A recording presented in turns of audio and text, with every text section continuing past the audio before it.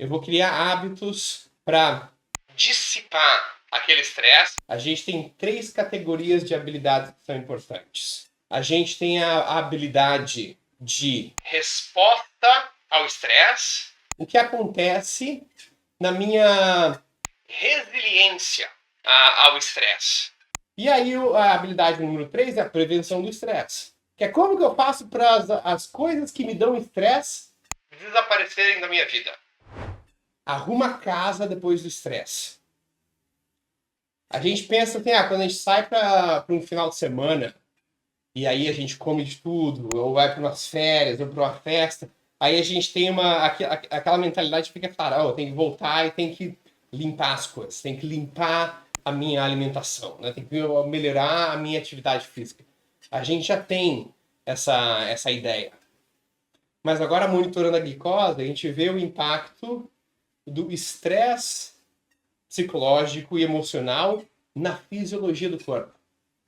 Então, não apenas quando eu saio da minha dieta por assim, né, passa aquela baita da exceção porque eu quero curtir, né, ir para umas férias e tudo mais, ali eu já tenho aquele pensamento, beleza, vou voltar e vou ajeitar tudo, legal. Mas quando um estresse agudo acontece, vale a pena a gente pensar na mesma coisa. Opa, aconteceu um estresse agudo, né? Uma situação com alguém que eu amo, uma situação no trabalho, não é aquele estresse do dia a dia, foi uma coisa que me tirou do eixo. Agora vale a pena eu limpar a casa nos próximos dias, fazer assim que eu tiver superado aquele estresse, fazer um jejum um pouco mais estendido, ou diminuir um pouco do açúcar adicionado, aumentar um pouco da caminhada, melhorar um pouco o sono, porque isso também vai melhorar o meu metabolismo. E se eu melhoro o meu metabolismo, eu melhoro a forma como eu opero, a forma como me sinto, a forma como a minha mente opera, a forma como eu experiencio a vida. E aí, nesse ponto, aquela questão de que quando um momento de estresse vem, ele vem. Mas eu posso, os hábitos que eu vou criar aqui, eu vou criar hábitos para dissipar aquele estresse, fazendo momentos de breaks. Aqui tem, quando a gente fala de estresse, a gente tem 3 categorias de habilidades que são importantes. A gente tem a habilidade de resposta ao estresse, que é o estresse está acontecendo agora. Como que eu mantenho o meu sistema mais equilibrado possível? É como que eu faço que uma coisa não me tire do eixo. Essa é a resposta ao estresse. Aí eu tenho o que acontece na minha resiliência ao estresse. Né? Que é como que eu evito que uma coisa que antes me estressava, agora não me estressasse mais. Né? Resposta ao estresse, estou estressado. Como que eu faço para não explodir? Agora, a resiliência é um passo atrás. Como que eu faço para nem ficar estressado com aquela coisa que aquela coisa que está acontecendo? E aí, a habilidade número 3 é a prevenção do estresse. Que é como que eu faço para as coisas que me dão estresse desaparecerem da minha vida. Então, são 3 passos, um para trás do outro. Quando a gente está falando de resposta ao estresse, significa assim, já estou estressado. Aqui, as habilidades que ajudam são aquelas habilidades de momento, que é aquela respiração diafragmática, ou aquela respiração em que você faz 4 segundos de inspiração, segura o ar por 7 segundos, expira o ar por 8 segundos, no momento do estresse. E tem a inspiração dupla, que é a forma mais rápida de você regular o sistema nervoso apenas com a respiração. Que é quando você faz uma inspiração completa e enche o pulmão. Aí quando ele completa, você inspira mais um pouquinho. Então, você faz mais um pá. E aí você expira pelo nariz ou pela boca de uma forma bem lenta. Então, se o estresse está acontecendo agora, você enche o pulmão, enche um pouquinho mais, e expira bem lentamente. Claro que eu estou fazendo de uma forma bem exagerada aqui, mas no momento do estresse, essas são coisas que te ajudam a responder de uma forma melhor. Aí, dependendo da situação, existe todo um modelo de terapia chamado DBT, a Dialectic Behavioral Therapy, a terapia comportamental dialética, não sei como é que fala isso em português, mas eles ensinam todas as habilidades de você responder ao estresse. A forma mais rápida de você mudar o estado do teu sistema nervoso para pessoas que estão assim, numa crise de pânico, por exemplo, é você mudar a temperatura do rosto. Então, as pessoas que já estão acostumadas, por exemplo, com a pânico ou ansiedade, elas guardam no freezer aquelas bolsinhas de gel que congelam.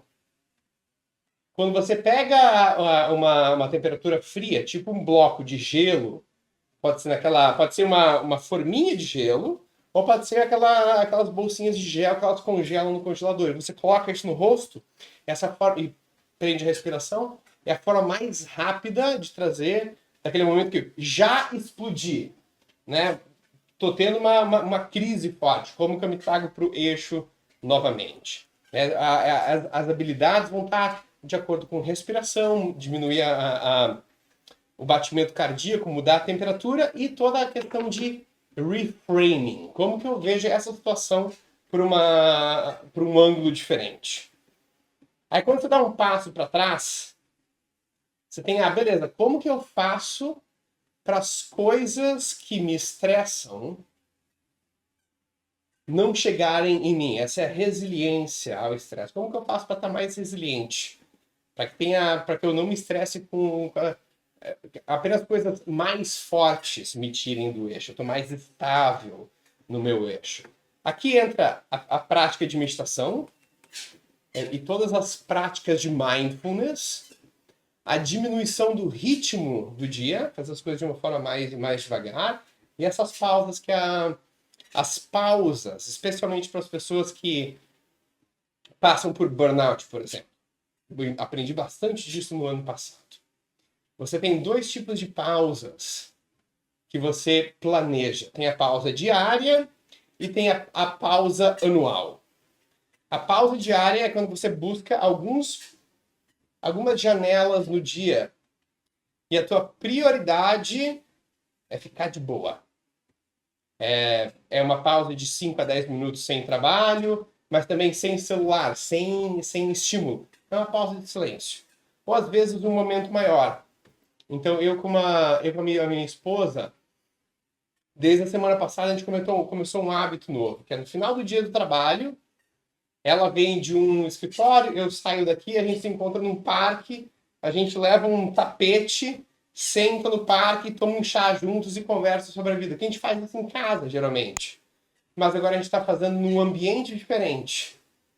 E aí, nesse ambiente diferente, a gente não está fazendo coisa, a gente está conversando enquanto está, sei lá, a televisão está ligada, a gente está cozinhando, a gente está lá numa pausa. E virou o momento mais gostoso do dia. Às vezes a gente faz isso por bastante tempo, se é final de semana, a gente ficou 1h30 sentado. Mas tem dia de semana a gente faz 15, 20 minutos. É uma coisa que você precisa priorizar. Às vezes o trabalho é corrido e ele não dá espaço para pausa, mas é justamente a falta da pausa que acumula a fadiga do sistema nervoso que leva no estresse, no burnout lá na frente. E aí tem a pausa anual, que é quando você separa algumas semanas do ano para uma desconexão completa. Você pega uma semana ou 2 semanas no começo do ano, mais umas 2 semanas na metade do ano, mais algumas semanas no final do ano, e você faz férias. Você vai para um lugar, você passa com amigos, você vai para a natureza, mas o importante é que você fica desconectado de trabalho. E, se possível, desconectado de telas e dispositivos de eletrônicos, celular, computador, onde você pode estimular bastante. Se a gente tem uma rotina de trabalho que não permite essas pausas anuais, aí é um sinal de que a gente já está encaminhado naquele sistema de estresse crônico. A gente precisa priorizar essas coisas. Esse ponto é uma questão de fazer tempo para isso. E justamente o não conseguir fazê-lo que leva para aquela elevação de estresse crônico, que pode chegar no burnout lá na frente. Então aqui a gente precisa fazer preciso colocar limites na minha relação com o trabalho, para que eu possa ter essas pausas e mantenha não apenas a minha saúde mental no melhor estado, mas a minha produtividade aumenta também. Que aí eu não vou passar, eu passei com burnout, passei 7 meses sem conseguir fazer nada. Né? Então, ao invés de ser tirado uma semana num ano, uma semana no outro ano, 2 semanas ali, foi um mês em que teve apenas 3 ou 4 meses de produção. Então, se a gente for pensar, essas coisas aumentam a produtividade também. Me diz uma coisa agora. Aprendeu uma coisa que te agregou valor? Fez sentido? Vale a pena compartilhar essas ideias com outras pessoas? Se foi bom para você, compartilha esse vídeo ou esse áudio no Spotify com um amigo ou com alguém da família, porque se agregou valor para você, pode agregar valor para outras pessoas. Vamos espalhar esse conhecimento. O que eu quero é que todo mundo esteja num corpo saudável, numa energia radiante. Eu, você, quem você ama, quem eu amo. Então vamos espalhar essas ideias. Se inscreve aqui no YouTube, se inscreve no Spotify, se você está escutando pelo Spotify, porque cada dia que tiver um vídeo, um conteúdo novo, você vai ficar sabendo. E se esse foi bom para você, o próximo vai ser ainda melhor.